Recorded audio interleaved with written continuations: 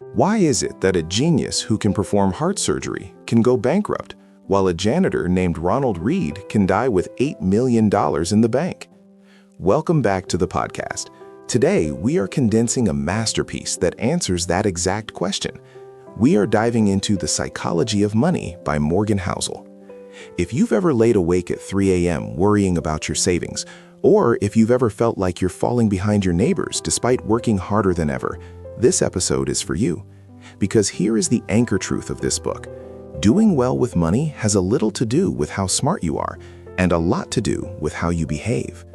Financial success isn't a hard science. It's a soft skill. It's not about spreadsheets. It's about psychology. So let's rewrite your brain's software regarding money in just 5 minutes. The first thing Housel teaches us is a concept called no one is crazy. We all make decisions that might look irrational to others, but make perfect sense to us. Why? Because we are products of the specific time we were born. If you were born in 1950, the stock market went nowhere during your teens and 20s. You learned that stocks are dangerous. But if you were born in 1970, the market soared during your formative years. You learned that stocks are wealth-generating machines. Neither person is crazy. They're just reacting to their own history.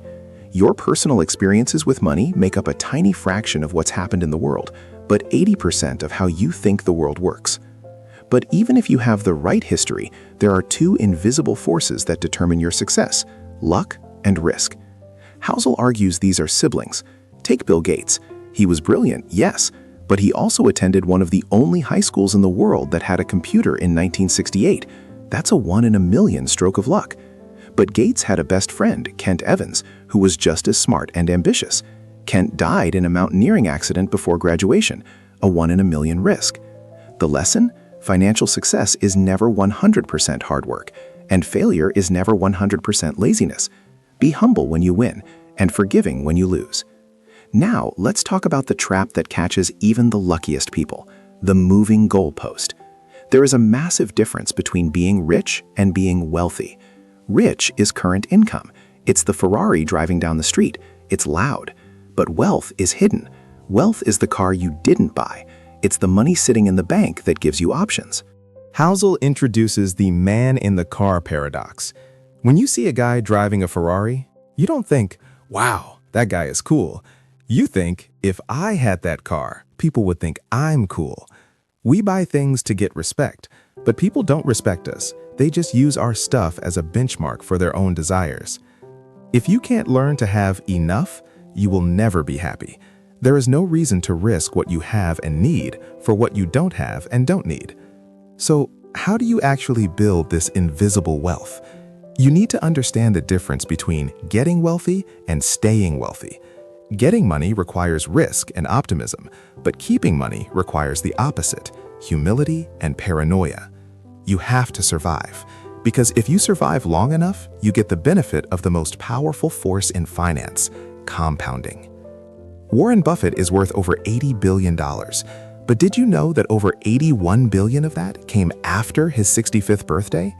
His secret wasn't just being a good investor, it was being a good investor for 75 years. He didn't wipe out, he didn't panic sell, he let the snow accumulate. To do that, you don't need to be a cold, rational spreadsheet. In fact, Housel says you should aim to be reasonable, not rational. Rationally, you should invest every penny you have. But reasonably, maybe you pay off your mortgage so you sleep better at night. If a financial strategy keeps you in the game and stops you from panicking during a crash, it's the right strategy, even if the math isn't perfect. Because ultimately, what is all this money for? It's not for the car, it's not for the status. The highest dividend money pays is freedom. It's the ability to wake up in the morning and say, I can do whatever I want today. Money is a tool for independence. That is the real game. And you win that game by being patient, by being consistent, and by recognizing that behavior beats intelligence every single time. You don't need to be a genius. You just need to be reasonable, survive the bad times, and wait for the good times to compound. That is the psychology of money. If you want to dive deeper into these stories, and I highly recommend you do, there is a link to the book in the description. Thanks for listening to The Last Read, Books for Your Ears, Wisdom for Your Life. Make sure to subscribe, and I'll see you in the next episode.